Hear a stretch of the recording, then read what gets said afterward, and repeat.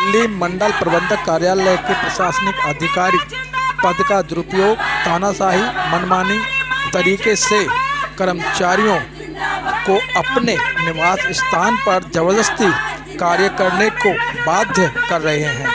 अधिकारियों को गलत निर्देश का पालन न करने पर कर्मचारियों को 14/2 लगाकर कर्मचारियों के घरों को वीरान करने की नियत ही नहीं, बल्कि कर्मचारियों को अपने ऑफिस में बुलाकर अश्लील गाली गलौज करना और उन्हें धमकाने। Northern railway mains union Delhi मंडल द्वारा निर्देश तानाशाही बर्दाश्त से बाहर। डेमोक्रेसी न्यूज की रिपोर्ट।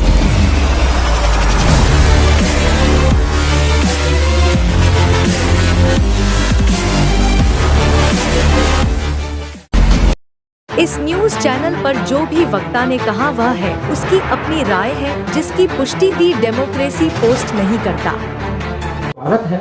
आज हम भारत की राजधानी दिल्ली के नाम बात कर रहे हैं। इस समय northern mens union Delhi division से हमारे बीच में ऐसी शख्सियत हैं जो आए दिन कर्मचारियों के भले के लिए तन मन धन से उनका साथ देते हैं।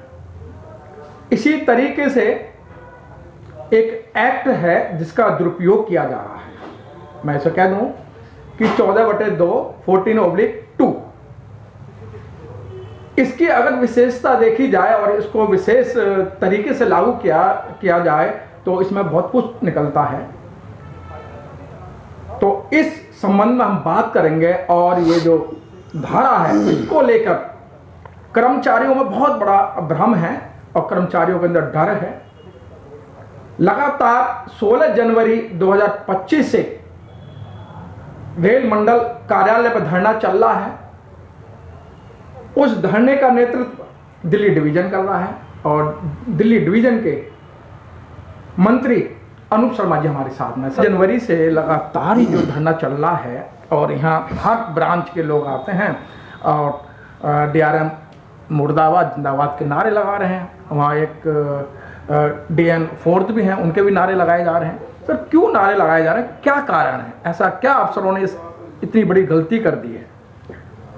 देखिए मनोज जी, हम कोई प्रोफेशनल स्ट्राइकर नहीं हैं। हम all India railway mens federation, northern railway mains union, जो कि हिंदुस्तान की सबसे बड़ी यूनियन है, सीक्रेट बैलेट से इलेक्शन जीत कर आई है। हम लोगों को नेगोशिएशंस के सारे फॉर्म्स मिले हुए हैं। हम लोग जो आपने बात की है, हम लोगों ने पहले 23 दिसंबर को एक चिट्ठी माननीय मंडल रेल प्रबंधक महोदय को लिख कर देने का काम किया था कि हमारी ये इशू है, इनका समाधान जल्दी करिए। उसके बाद हम लोगों ने 5 तारीख को फिर एक रिमाइंडर दिया और उस रिमाइंडर के माध्यम से हमने इनको ये बताने का काम किया था कि हम अगर जब इन समस्याओं का समाधान नहीं होगा तो 15 तारीख को हम लोग एक चेतावनी सभा करेंगे और 16 तारीख से अनिश्चितकालीन धरने पर जाने का काम करेंगे। दुर्भाग्य से हमारी जो चिट्ठी है उस पर एक आधा अधूरा इन्होंने जवाब 15 तारीख की शाम को लेट आवर्स में हम लोगों के पास भिजवाने का काम किया और उस जवाब का कोई औचित्य नहीं है। 16 तारीख से हम लोगों ने अपना कंटिन्यू धरना किया हुआ है। धरना इस बात को लेकर है कि रेलवे के अंदर एक काला कानून है 14/2, वो कर्मचारियों में भय का वातावरण पैदा किए हुए है। अब वो कानून किसी ज़माने में बना होगा, कोई आदमी आतंकी गतिविधियों में शामिल हो, देशद्रोह का किसी के ऊपर मुकदमा हो, जहाँ इंक्वायरी पॉसिबल ना हो, उन परिस्थितियों में वो 14/2 लगानी चाहिए। परंतु यहाँ अधिकारियों ने एक फैशन बना लिया है। मैं समझता हूँ कि पिछले 5-7 साल में देखा जाएगा, कम से कम भी नहीं तो 60-70 आदमियों को 14/2 लगाकर नौकरी से बाहर निकालने का काम इन लोगों ने किया है, जिसका कि ये लगातार दुरुपयोग किए जा रहे हैं। आप ये देखिए कि देश के अंदर आतंकवादी हमला हुआ, कसाब को भी फांसी देने से पहले सारी प्रक्रियाओं से, कानून की जो प्रक्रियाएं थी उनसे गुजारा गया, लेकिन हमारा रेलवे कर्मचारी का ना कोई उससे कुछ लिखत ना कोई पढ़त और उसको 14/2 लगाकर नौकरी से बाहर करने का काम करते हैं।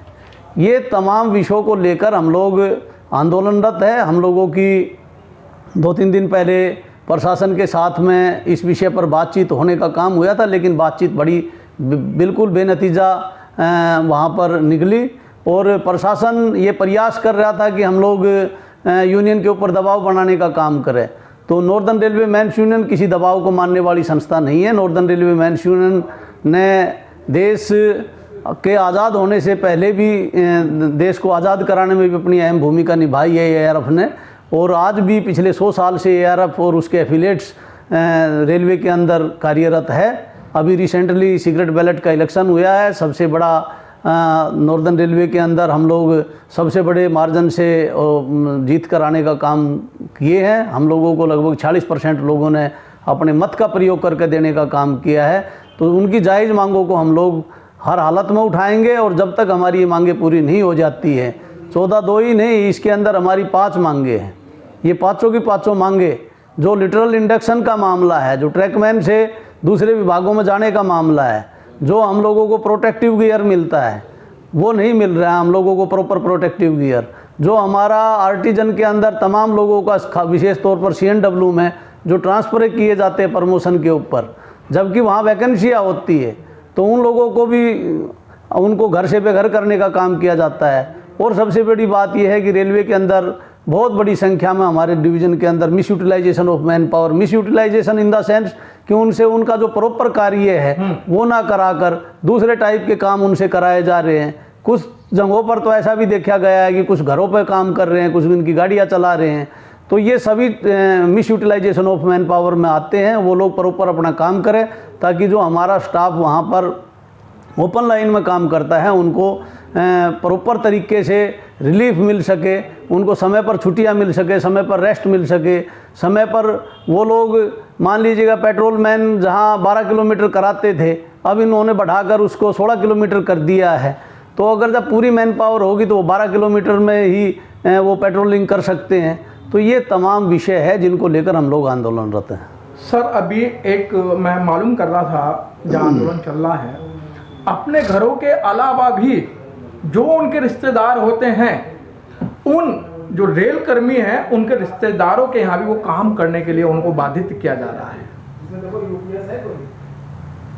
कि भाई आपके यहाँ तो काम, एक रेल कर्मी आपके यहाँ तो काम ही कर ही रहा है, लेकिन जो इनकी जो फैमिली के जो अधिकारी हैं वो कहते हैं भाई जरा अपने एक सर्वेंट को जरा हमारे यहाँ भेज दो 2 दिन के लिए काम करने के लिए। अगर सर इस बीच में कोई हादसा हो जाता है तो उसकी जिम्मेदारी किसकी है? देखिए, भूतकाल में भी इस टाइप के बहुत इंसिडेंट हुए हैं और फिर वो घुमा फिरा कर उसको HOD शो कर देते हैं किसी न किसी तरीके से, ये इनके प्रकरण ये रिश्तेदार के करे या घर पर करे या कहीं ऑफिस में करे, ये सारा मिस यूटिलाइजेशन है। हमारी नज़र में ये यूटिलाइजेशन ऑफ मैन पावर नहीं है, ये टोटली मिस यूटिलाइजेशन है।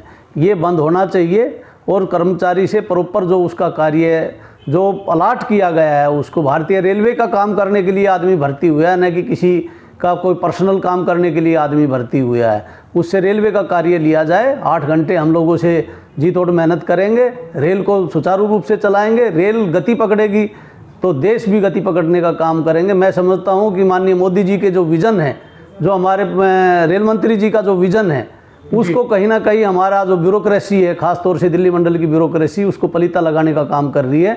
ये ठीक नहीं है सर। और एक चीज़ और देखा गया है, अधिकतर रेलवे को आउटसोर्सिंग में दे दिया, ठेकेदारी प्रथा में दे दिया गया है, लेकिन वहाँ देखा जाता है जो ठेकेदार के जो कर्मचारी हैं वो रेल में काम कर रहे हैं, और जो रेल के जो कर्मचारी जो काम जानते हैं वो अफसरों की गाड़ियाँ चला रहे हैं, अफसरों के यहाँ बच्चों को स्कूल छोड़ने जा रहे हैं, अफसरों के यहाँ वो अपना बेफजूल का टाइम बर्बाद कर रहे हैं। तो सर इसको कैसे देखते हैं आप?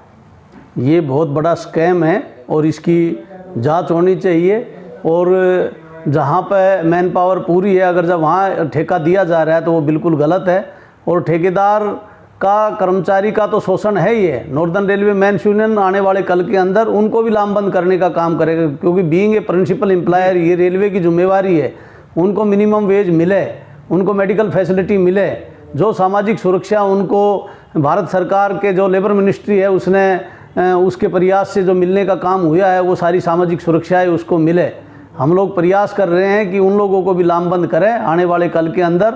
जो हमारा अनऑर्गेनाइज सेक्टर का साथी है, जो हमारा ठेकेदार का वर्कर है, उनको भी हम लोग लामबंद करने का काम करेंगे। सर एक चीज़ और देखा गया है कि जो ठेकेदार के कर्मचारी जो रेल पे काम करते हैं, अगर रेल के अंदर कोई हादसा हो जाता है, जिम्मेदारी सारी रेल कर्मचारियों पे आ जाती है और ठेकेदार के आदमी सारे जो इधर उधर नप जाते हैं। नहीं, देखिए ना, उसका सबसे बड़ा कारण ये है कि ठेकेदार का कर्मचारी रोल पे ही नहीं है। अगर जा मान लीजिएगा कोई कर्मचारी रोल पे ही नहीं है, वो छोड़ कर भाग जाएगा। हमें ध्यान में है कि जब शुरुआत में CNW के अंदर कॉन्टैक्ट हुए थे गाड़ियों की जो कोच क्लीनिंग के, उसमें यहाँ जितने भी यहाँ पर नई दिल्ली में लगभग 10,000 कंगला यहाँ पड़ा रहता था, उनमें से ही उन लोगों को हायर करके लगा दिया था सफाई के कामों के लिए, और उसकी कोई रिस्पॉन्सिबिलिटी नहीं है। आए दिन आप देखिए, जब रेलवे कर्मचारी AC अटेंडेंट होता था, जब रेलवे कर्मचारी, तो कभी आपने ये लोग बाग अपने सामान को सेफ समझते थे। आए दिन अब AC गाड़ियों के अंदर भी सामान की चोरियां हो जाती है। तो ये उसका सबसे बड़ा कारण यही है कि जो ये आउटसोर्स वर्कर जो काम करते हैं, जिनका कोई पता ठिकाना ही नहीं है, ठेकेदार केवल और केवल रेलवे से मुनाफा वसूली के लिए रेल के अंदर आया हुआ, उसने कोई चैरिटी तो करनी नहीं है, उसने कोई रेल का हित हो या ना हो, उससे उसका कोई सरोकार नहीं है। उसका सरोकार केवल इस बात से है कि उसकी जेब किस तरीके से भरी जाए। और अधिकारी भी इस जुगाड़ में लग गए। आज की डेट में मैं दावे के साथ कह सकता हूं कि ज़्यादातर अधिकारी ठेकेदार का पक्ष करने का काम करते हैं, अपने कर्मचारी का उत्पीड़न करते हैं और ठेकेदार को बराबर में बैठा के चाय पानी पिलाने का काम करते हैं। सब रेल मंत्रालय और बोर्ड ये आदेश करता है कि जब यात्री काउंटर पर जाए तो मात्र उसको 3 मिनट लगने चाहिए, और देखा गया है कि वहाँ काउंटर तो बने हैं 7-8, लेकिन काउंटर खुलने हैं सिर्फ मात्र 2।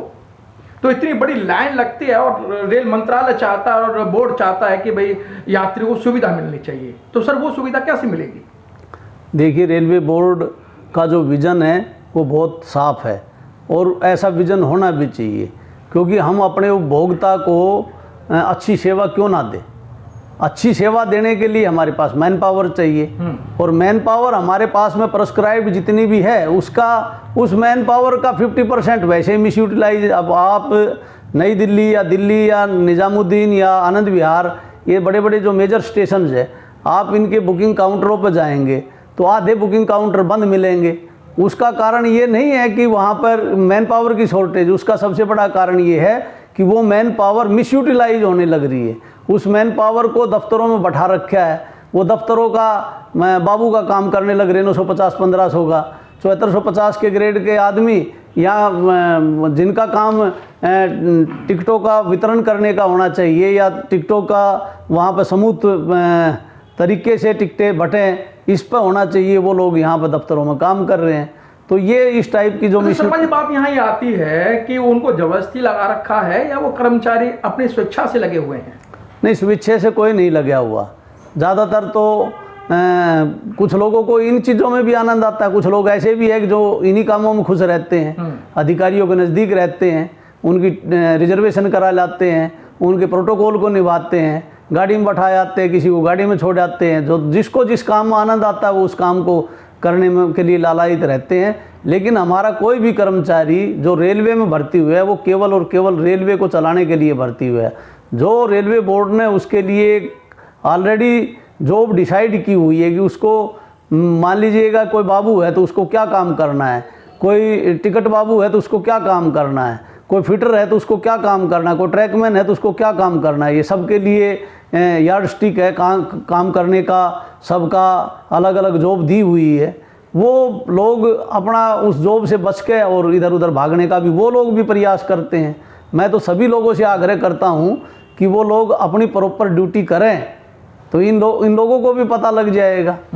और मैं समझता हूं कि हमारा जो उपभोक्ता है उसको इसका बहुत लाभ मिलने का काम होगा और रेलवे दिन दुगनी रात चौगुनी प्रोग्रेस करने का काम करेगा। सर एक लास्ट मेरा चलते चलते क्वेश्चन, सर जब किसी कर्मचारी को कोई दिक्कत आती है तो सर वो अपने अपर अधिकारी से मिलेगा, लेकिन सर DRM ऑफिस में तो हद जब हो गई कि जब कोई अधिकारी अपने सीनियर अधिकारी से मिलने जाता है तो सर उसको कटोरियों में भर भर के ऐसी अश्लील गालियां दी जाती हैं क्योंकि मैं परसों का एक एक्सीडेंट है, कुछ टीटी आए हुए थे, वो अधिकारियों से मिलने गए तो उनको सर इस तरीके की अश्लील गालियां बकी कि सर अगर आरआरबी से आप आए हैं तो आरआरबी से वो भी कर्मचारी आए हैं, सर पढ़े लिखे कर्मचारी हैं। ये जो इंसानियत है, जो तानाशाही है, हठधर्मी है, ये क्यों?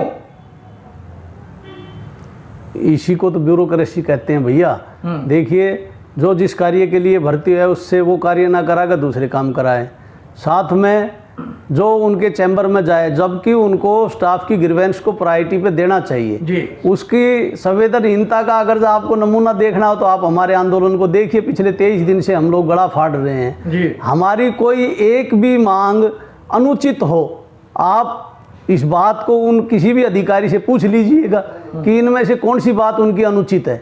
क्या 14(2) का मिसयूज ये अनुचित है? क्या misutilization of manpower ये अनुचित है? क्या लिटरल इंडक्शन अनुचित है? क्या प्रोटेक्टिव गियर ना मिलना अनुचित है? क्या हमारा जो आर्टिजन स्टाफ की प्रमोशन पर दूसरी जगहों पर ट्रांसफ़र किए जा रहे हैं ये अनुचित मांग है? ये सारी मांग हमने कर्मचारियों की जेन्युइन मांग रखी है, कर्मचारियों ने हम लोगों को वो मांगे देने का काम किया है। परंतु संवेदनहीनता इससे ज़्यादा और क्या होगी? जो ऑर्गेनाइज लेबर है, जो इलेक्टेड लोग हैं, जो सीक्रेट बैलेट से जीत गए, जिसको कर्मचारियों ने जिता के देने का काम किया है, उनकी बात को भी पिछले 26 दिन से डिवीज़न की तरफ के किसी अधिकारी के कान पर जू नहीं रेंग रही।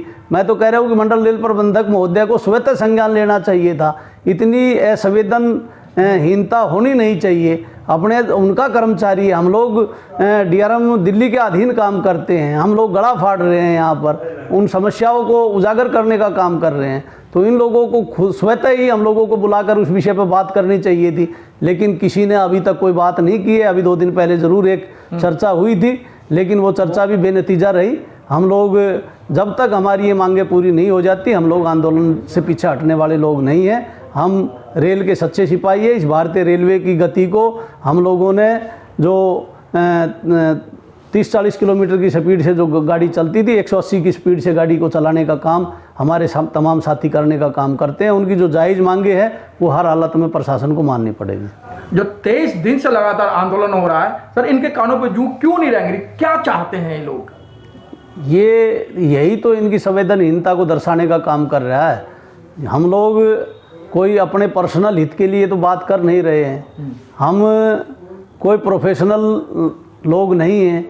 हम तो केवल और केवल कर्मचारियों की समस्याओं को इनके समक्ष रख रहे हैं। अब कर्मचारियों की समस्या को कोई आदमी रखेगा तो वो इनकी आँख की किरकिरी हो जाता है, वो इनकी आँख में चुभता है। तो ऐसे संवेदनहीनता से काम चलने वाला नहीं है। जो हमारे उच्च अधिकारी हैं वो इस बात को समझने का प्रयास करेंगे। हमारी जो जायज़ मांगे हैं उनको आज नहीं तो कल मानना पड़ेगा। हमने भी पूरा अपने कैडर के साथ में इस विषय पर डिटेल डिस्कस किया है। अगर जब हम लोगों को इस आंदोलन को सालों भी खींचना पड़ा तो हम इस आंदोलन से पीछे हटने वाले लोग नहीं हैं, जब तक हमारी जायज़ मांगे पूरी नहीं हो जाती है। आप